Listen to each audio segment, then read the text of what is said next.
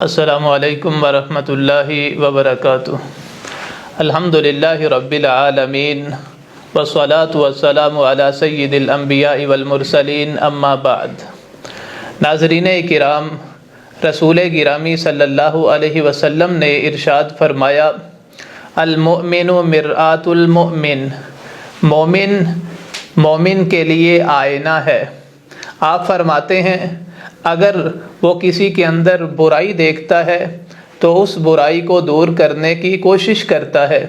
اس حدیث مبارکہ کے اندر نبی علیہ الصلاۃ والسلام نے ایک مومن کو دوسرے مومن کے لیے آئینے کے مانند قرار دیا کہ جب بندہ مومن اپنے بھائی کے اندر کوئی کمی، کوئی عیب، کوئی نقص کو دیکھتا ہے تو وہ اسے آگاہ کرتا ہے، متنبہ کرتا ہے اور اچھے طریقے سے علیحدگی کے اندر اس کی اصلاح کرنے کی کوشش کرتا ہے۔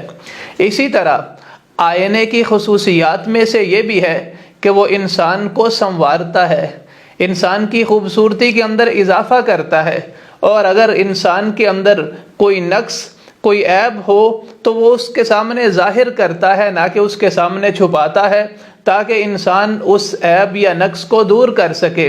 اسی طرح بندہ مومن کو بھی چاہیے کہ اپنے بھائی کے اندر کوئی برائی، کوئی عیب کو دیکھے تو اس کے سامنے ظاہر کرے، اور اس کی غیر موجودگی کے اندر یا اس کی پیٹھ کے پیچھے اس کو بیان کرنے کی کوشش مت کرے۔ اللہ تعالیٰ سے دعا ہے اللہ تعالیٰ ہمیں ایک دوسرے کی اچھے طریقے سے اصلاح کرنے کی توفیق عطا فرمائے۔ اللہ تعالیٰ ہمیں ایک دوسرے کے لیے آئینہ بنائے۔ وآخر دعوانا ان الحمد للہ رب العالمین۔